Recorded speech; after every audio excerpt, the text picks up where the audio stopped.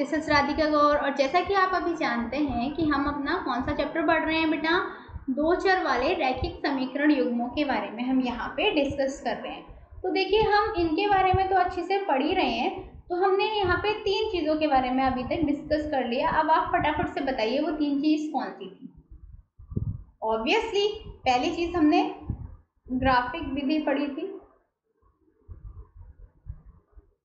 फिर हमने क्या पढ़ा बेटा, प्रस्थापन विधि पढ़ी,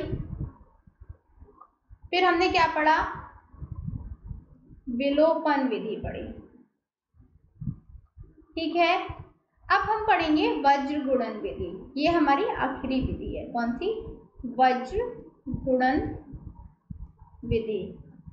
इसके बाद एक और आती है, वो भी समझाऊंगी, बट वो इन चारों के अलावा एक एक्स्ट्रा विधि है। ठीक है, तो अभी चलिए हम शुरू करते हैं अपना सेशन नंबर 6, जिसमें हम पढ़ने जा रहे हैं वज्र गुणन विधि के बारे में। तो देखिए, सबसे पहले मैं आपको एक बात बताती हूँ। आपको दो चीज बहुत ध्यान में रखनी है, मतलब कॉन्सेंट्रेशन के साथ। क्या? यदि आपको दो रेखाएं, दो समीकरण दिए गए हैं, पहला समीकरण, दूसरा समीकरण, और यदि a1x plus b1y plus c1 पहला समीकरण है और a2x plus b2y plus c2 दूसरा समीकरण है, तो x का हल पता है क्या होगा? b1c2 minus b2c1 upon a1b2 minus a2b1 के बराबर। ये होगा x का हल। और y का हल कितना होगा? c1a2 माइनस का c2a1 अपॉन a1b2 माइनस का a2b1 के बराबर। ये आपको फॉर्मूले बेटा याद करने हैं। अब आप सोच रहे होंगे तो काफी कॉम्प्लिकेटेड फॉर्मूले हैं, इतनी आसानी से मैम कैसे याद हो जाएंगे। चलिए कोई बात नहीं, इसकी भी मैं आपको ट्रिक समझाऊंगी। उसके लिए आपको पूरा सेशन एंड तक देखना है, ठीक है ना। देखिए, सबसे पहले हम एक एग्जाम्पल लेंगे और इसको निकालने की कोशिश करेंगे कि वज्र गुणन विधि से हम किस तरीके से सवालों को निकालते हैं। सपोज कीजिए बेटा, आपके पास 5 संतरे और 3 सेब हैं जिनका मूल्य 35 है। मतलब 2 संतरे और 4 सेबों का मूल्य हमारे पास दे रखा है 28। तो हमें एक संतरे और एक सेब का मूल्य ज्ञात करना है। तो देखो बेटा, पहले इक्वेशन के अकॉर्डिंग 5x प्लस 3y किसके बराबर है? 35 के बराबर। इसको हम ऐसे भी लिख सकते हैं ना, 5x प्लस का 3y माइनस का 35 बराबर 0। दूसरे इक्वेशन के अकॉर्डिंग देखो, 2 संतरे और 4 सेब, मतलब 2x प्लस 4y, ये किसके बराबर हो गया? 28। तो इसको लिख सकते हैं 2x प्लस 4y माइनस का 28 बराबर 0। पहली इक्वेशन ये हो गई, दूसरी इक्वेशन हमारी ये हो गई। क्लियर? अब विलोपन विधि से हम इनका हल कर सकते हैं। विलोपन विधि इस्तेमाल कीजिए, आप हल कर लीजिए, आप आसानी से इन हल को कर सकते हैं। लेकिन जब हम विलोपन विधि से हल कर रहे हैं तो फिर हमें इतनी आसानी से हल हो गया, तो हमें वज्र गुणन की क्यों जरूरत बेटा? क्योंकि कभी कभी विलोपन विधि बहुत कॉम्प्लिकेटेड हो जाती है, इसीलिए हम वज्र गुणन का इस्तेमाल करते हैं। तो जो मैंने फॉर्मूला बताए वो रख के आप x की वैल्यू निकाल सकते हैं। और जब x की वैल्यू जब निकलेगी तो आपको दिखेगा कि a1 बराबर 5 आया, b1 बराबर 3 आया, c1 बराबर माइनस का 35, a2 बराबर 2, b2 बराबर 4, c2 बराबर माइनस का 28। क्लियर बेटा? अब देखिए, आप बहुत आसानी से आप ये समझिए कि यदि हम समीकरण 5 को इस रूप में लिखें, कैसे? b1c2 minus b2c1 upon a1b2 minus a2b1 बराबर x। तो इसी तरीके से हम y प्राप्त कर सकते हैं। कितनी? c1a2 minus c2a1 upon a1b2 minus a2b1। Clear बेटा? इसी तरीके से हम x की वैल्यू 4 मिल जाएगी हमें इसमें रख के, और y की वैल्यू हमें 5 मिल जाएगी। तो एक संतरे का मूल्य कितने रुपए हो गया? 4 रुपए, और एक सेब का मूल्य हो गया 5 रुपए। तो बेटा, ये हमने इस तरीके से वज्र गुणन विधि से हमने क्वेश्चन को हल किया।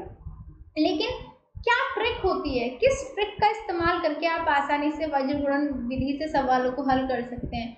वही देखो, मैं आपको समझाती हूँ। देखो बेटा, आपको यदि इस चीज को सीखना है तो आपको ये 3 चीज का फॉलो करना पड़ेगा। क्या? x upon b1c2 minus b2c1 बराबर y upon c1a2 minus c2a1 बराबर 1 अपॉन A1B2 माइनस A2B1। और ये ट्रिक कैसे होती है उसके लिए आप इस चित्र का यूज कीजिए। देखिए V1 V2 कोई भी दो इक्वेशन दे रखी है आपको, ठीक है, तो V1 V2 आप ऐसे लिखेंगे, C1 C2 ऐसे लिखेंगे, A1 A2 ऐसे लिखेंगे, फिर से V1 और V2 लिखेंगे। V1 की आप ऐसे करके लेके जाएंगे C2 से और V2 को लेके जाएंगे C1 तक। तो देखिए x अपॉन हो जाएगा पहले V1 C2 फिर माइनस कर देंगे V2 C1। क्लियर? ये आपको समझ में आया ये कैसे आता है? बराबर। अब देखिए C1 से A2 पे लेके जाएंगे y के लिए, C1 से A2 पे और फिर माइनस कर देंगे C2 A1। तो y अपॉन हो जाएगा C1 A2 माइनस का C2 A1। अब देखिए 1 के लिए भी A से लेके जाएंगे V2 पे, A1 V2 कितना हो जाएगा A1 V2, फिर माइनस का A2 से लेके जाएंगे V1 पे, A2 V1। इस तरीके से हम ट्रिक से इस फिगर का इस्तेमाल करके इन चीज़ों को याद कर सकते हैं। क्लियर बेटा? तो देखिए अब मैं आपको एक एग्जाम्पल सिखाती हूँ और आप फटाफट से इस एग्जाम्पल का सोल्यूशन देखिएगा। बेंगलोर के एक बस स्टैंड से यदि हमने 2 टिकट मल्लेश्वरम के तथा 3 टिकट यशवंतपुरम के खरीदे तो कुल लागत हमारी लगी 46 रुपये, परंतु हम 3 टिकट मल्लेश्वरम के और 5 टिकट यशवंतपुरम की खरीदे तो कुल लागत लगती है बेटा हमारी 74 रुपये। तो बस स्टैंड से मल्लेश्वरम का किराया कितना होगा और यशवंतपुरम का किराया कितना होगा, हमें ये याद करना है। भाई सिंपल सी बात है कि सिचुएशन हमें ऐसे दे रखी है कि हमें 2 इक्वेशन बनानी है बेटा, ठीक है ना। तो मान लीजिए कि बेंगलोर से बस स्टैंड से मल्लेश्वरम का किराया कितना है, x है। कितना है मल्लेश्वरम का किराया? x है। और यशवंतपुरम का किराया कितना है बेटा? y है। क्लियर? तो हमें क्या मिलेगा? हमें मिलेगा कि 2x प्लस वाई बराबर 46। कितना? 46। तो यहाँ को हम इसको लिख सकते हैं क्या? 2x प्लस 3y माइनस का 46 बराबर 0, पहली इक्वेशन बन गई। दूसरा हम लिख सकते हैं 3x प्लस 5y 74, क्योंकि जब हम मल्लेश्वरम की 3 टिकट ले रहे थे और यशवंतपुरम की 5 तो वो 74 के बराबर आ रहा था। इस इक्वेशन को लिखेंगे 3x प्लस का 5y माइनस का 74 बराबर 0। दूसरी इक्वेशन हमारी ये बन गई। अब हम वज्र गुणन विधि का इस्तेमाल करेंगे। किस तरीके से करेंगे बेटा? ये देखिए, आप इस क्वेश्चन को समझ लीजिए, आप सारे सवाल हल कर लेंगे। हमने x, y और 1 लिया, ठीक है। पहली इक्वेशन में आप देखिए कितना है, 3 है, ये 5 है, ये माइनस 46 है, तो ये माइनस 74 है, ये 2 है, ये 3 है, ये फिर 3 है और ये 5 है। किसकी बात कर रहे हैं हम? B1 B2, C1 C2, A1 A2 और फिर से B1 B2, ये इसकी वैल्यूज है, ठीक है बेटा। अब देखिए मैंने बताया था आपको ऐसे करके फिगर बना देना है, फटाफट से फिगर बना दिया आपने। अब आप करेंगे x अपॉन इसकी इंटू इससे, ठीक है, माइनस इसकी इंटू इससे। क्लियर? यही किया हमने यहाँ पे।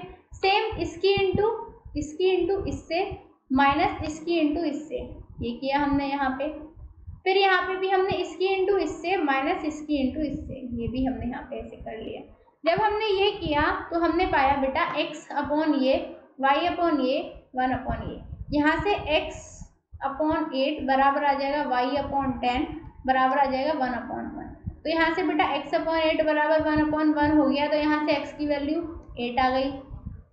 अब y अपॉन 10 बराबर भी 1 अपॉन 1 हो गया, तो यहाँ से बेटा y की वैल्यू भी 10 आ गई। तो x की वैल्यू 8 है, y की वैल्यू 10 है। मतलब बस स्टैंड से मल्लेश्वरम का किराया कितना है? 8 रुपये और यशवंतपुरम का किराया कितना है? 10 रुपये। समझे? इस तरीके से हम सवालों को हल कर देते हैं। अगला सवाल देखिए बेटा क्या कहता है। P के किन मानों के लिए निम्न समीकरणों के युग्म का एक अद्वितीय हल है? एक समीकरण ये दे रखा है, दूसरा समीकरण आपको ये दे रखा है। बेटा आप देखिए A1 A2 B1 B2 C1 C2, ये आपको पता है यहाँ पे, ठीक है। अद्वितीय हल होने के लिए क्या होना चाहिए? A1 upon A2 B1 upon B2 के बराबर नहीं होना चाहिए। क्लियर? तो सबसे पहले आप A1 A2 निकालेंगे, कितना आ रहा है? 4 अपॉन 2। B1 B2 कितना आ रहा है? 3 अपॉन 2, ठीक है। ये नहीं होना चाहिए, किसके लिए? अद्वितीय हल होने के लिए। तो P की वैल्यू 4 के बराबर नहीं होनी चाहिए। तो 4 के अतिरिक्त जितने भी मान होंगे उन सभी के लिए समीकरण का युग्म एक अद्वितीय हल होगा। मतलब यहाँ पे y की जगह 4 ना होके 1 हो, 2 हो, 3 हो, 5 हो, 6 हो, 7 हो, कुछ भी हो, जो हल है वो कैसा होगा, अद्वितीय हल होगा। लेकिन यदि 4 हुआ तो वो नहीं होगा, ये चीज याद रखना, 4 के अतिरिक्त कुछ भी हो अद्वितीय हल देगा। अच्छा, क्वेश्चन नंबर अपना ये देखिए, ये भी अच्छा काफी इंपॉर्टेंट क्वेश्चन है बेटा, आता रहता है क्वेश्चन, सवाल ये पूछा जाता रहता है। के किस मान के लिए निम्न रैखिक समीकरणों के युग्म के अपरिमित रूप से अनेक हल होंगे। देखिए, के एक्स प्लस 3y माइनस का के माइनस 3 बराबर 0। के एक्स कितना है यहाँ पे, ये निकालना है। दूसरा हमें दे रखा है 12x प्लस के वाई माइनस का के बराबर 0। दो इक्वेशन दे रखी है, फर्स्ट एंड सेकेंड। यहाँ से हम a1 a2 निकाला तो k अपॉन 12 आया, b1 b2 3 अपॉन k आया, c1 c2 k minus 3 upon k आया। अपरिमित रूप से अनेक हल होने के लिए तीनों एक दूसरे के बराबर होने चाहिए। बेटा हम लिख देंगे k अपॉन 12 बराबर 3 अपॉन k बराबर k माइनस 3 अपॉन k। यहाँ से हमें क्या मिलेगा, k अपॉन 12 किसके बराबर है, 3 अपॉन k के। क्लियर। तो देखो बेटा k स्क्वायर बराबर 36 हो जाएगा, तो k बराबर क्या हो जाएगा, प्लस माइनस 6। k की वैल्यू ये आएगी। साथ ही 3 के बराबर k माइनस 3 अपॉन k है, यहाँ से हमें 6 के बराबर एक्स स्क्वायर मिलेगा, तो k बराबर क्या होगा, 0 या फिर 6। ठीक है, तो बेसिकली k बराबर 6 दोनों प्रतिबंधों में संतुष्ट करता है। इसीलिए इस मान के लिए समीकरण के युग्म में अपरिमित रूप से अनेक हल होंगे। किस मान के लिए, जब k बराबर होगा 6। ठीक है, तो देखो कितनी आसान भाषा में हमने सवाल को किया। सबसे पहले हमने a1 a2 निकाल लिया, b1 b2 निकाल लिया, c1 c2 निकाल लिया। हमने उन तीनों को एक दूसरे के बराबर रख दिया, क्योंकि अपरिमित रूप से अनेक हल होने के लिए ये तीनों एक दूसरे के बराबर होने चाहिए। जब बराबर रखा तो हमें k की दो वैल्यू मिली, एक तरीके से मिला हमें k प्लस माइनस 6 और एक तरीके से मिला 0 और 6। दोनों में क्या कॉमन था, 6 कॉमन था, तो इसीलिए k बराबर 6 पे जो समीकरण है उसके युग्म के अपरिमित युग्म अनेक होंगे। क्लियर। ये सवाल बेटा इस तरीके से आपने हल कर लिया। अब आपकी जो एक्सरसाइज है बेटा उसका सवाल हम एक हल करेंगे और समझेंगे किस तरीके से आप इन सवालों को समझ पाएंगे। देखिए, बहुत ही आसान भाषा में इन सवालों को समझाने की मैं आपको कोशिश करूंगी। पहला सवाल देखिए आप क्या कहता है। देखिए, निम्न रैखिक समीकरणों के युग्मों में से किसी का एक अद्वितीय हल है, किसी का कोई हल नहीं है, या किसी के अपरिमित रूप से अनेक हल हैं। अद्वितीय हल की स्थिति में वज्र गुणन विधि से ज्ञात करना है। मतलब यहाँ पे किसी का आपको अद्वितीय हल मिलेगा, किसी का कोई हल नहीं मिलेगा, और किसी के अपरिमित रूप से अनेक हल मिलेंगे। जहाँ पे अद्वितीय हल है वहां पे उस सवाल को हमें वज्र गुणन विधि से ज्ञात करना है। तो देखो पहला सवाल को हल करके देखते हैं कि इसके कैसे हल आएंगे। ठीक है, बराबर 0, 3x माइनस 9y माइनस का 2 बराबर 0, पहली इक्वेशन। दूसरी इक्वेशन यहाँ पे देखिए बेटा, a1 अपॉन a2 किसके बराबर आ रहा है, 1 अपॉन 3 के। b1 अपॉन b2 किसके बराबर आ रहा है बेटा, माइनस का 3 अपॉन माइनस का 9, तो ये भी आ रहा है 1 अपॉन 3 के। ठीक है, और c1 अपॉन c2 किसके बराबर आ रहा है, माइनस का 3 अपॉन माइनस का 2, 3 अपॉन 2 के। अर्थात बेटा ये कौन सी सिचुएशन है, ये है जिसमें a1 upon a2 b1 upon b2 के तो बराबर होती है, लेकिन c1 अपॉन c2 के बराबर नहीं होती, इसीलिए इसका कोई हल नहीं है। ठीक है, अब कोई हल नहीं है तो हमें वज्र गुणन से निकालने की कोई जरूरत भी नहीं है। वज्र गुणन से हमें सिर्फ तब निकालना है जब अद्वितीय हल की स्थिति हो। समझ में आया। अच्छा, अगला सवाल देखिए। सवाल हमारा ये कहता है 2y, सेकेंड वाला, 2x प्लस का y बराबर 5 है, 3x प्लस का 2y बराबर 8 है। क्लियर बेटा, पहली इक्वेशन दूसरी इक्वेशन। यहाँ पे बेटा a1 अपॉन a2 निकालो, कितना आएगा 2 अपॉन 3, b1 अपॉन b2 कितना आएगा 1 अपॉन 2। मतलब यहाँ पे a1 अपॉन a2 जो है b1 अपॉन b2 के बराबर नहीं है, इसका मतलब इसके अद्वितीय हल है। कैसे, अद्वितीय हल। और अद्वितीय हल के केस में हमें उनके क्या करके निकालना है, वज्र गुणन विधि इस्तेमाल करके सॉल्यूशन निकालना है। ठीक है, तो देखिए हम क्या करेंगे, x 1 2 माइनस का 5 माइनस का 8, y 2 3 1 1 2। क्लियर।